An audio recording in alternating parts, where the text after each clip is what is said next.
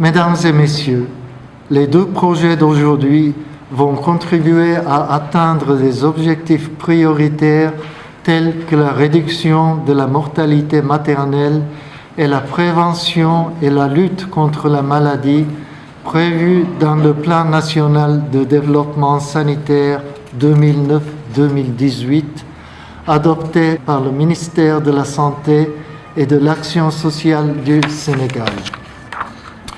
Je salue hautement votre engagement en tant que société civile pour améliorer les conditions de santé du peuple sénégalais et le gouvernement du Japon va continuer ses appuis aux initiatives des organisations de la société civile au Sénégal dans le domaine de la santé et de l'épanouissement des femmes. Nous venons de procéder à une signature d'un contrat de don avec l'ambassade du Japon donc pour la réalisation d'un bloc opératoire et de 10 cabines d'hospitalisation au niveau du centre de santé de 10e à Thiès.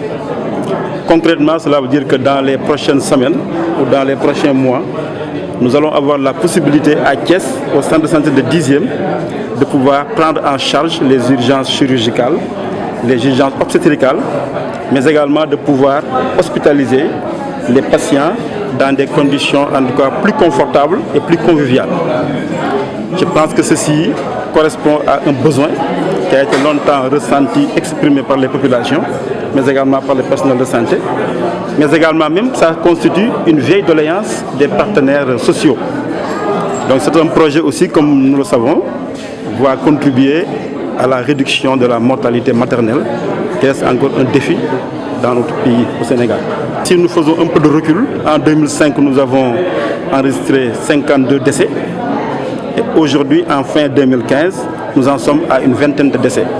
C'est pour dire qu'il y a des efforts qui sont en train d'être faits, mais il y a encore beaucoup d'efforts à faire.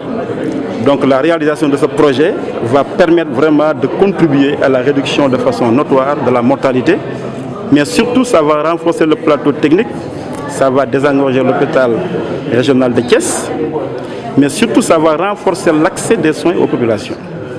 Donc c'est un projet vraiment qui vient donc à point nommé, pour lequel nous ne pouvons que le saluer et prendre ici l'engagement devant tout le monde qu'on en fera un bon usage au grand bénéfice des populations.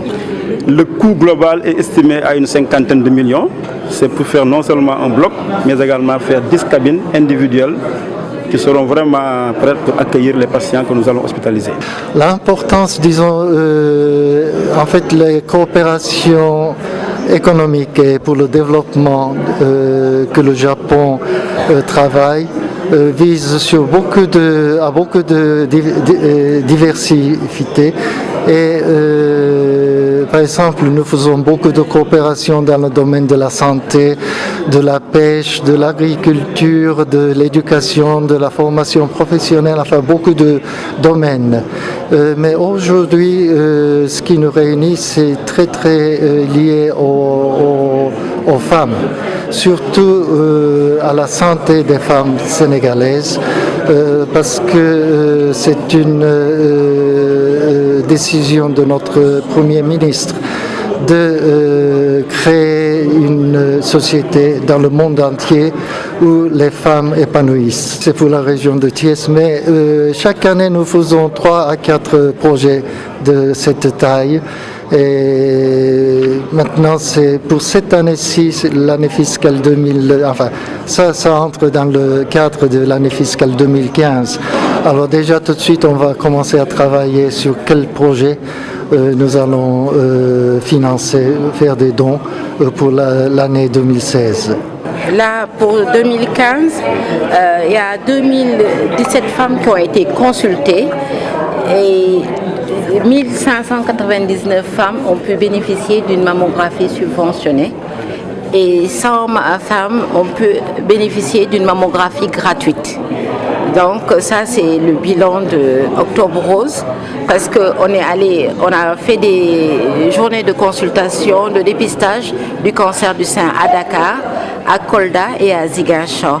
Donc ça fait le total 2017 femmes examinées dans ces 3 zones-là. Ce don pour l'achat d'un appareil de mammographie, vraiment, c'est une bouffée pour la femme sénégalaise. Parce que les femmes sénégalaises attendaient le mois d'octobre pour bénéficier de cette mammographie subventionnée. Donc, si nous avons cet appareil, les femmes pourront se dépister toute l'année sans attendre le mois d'octobre.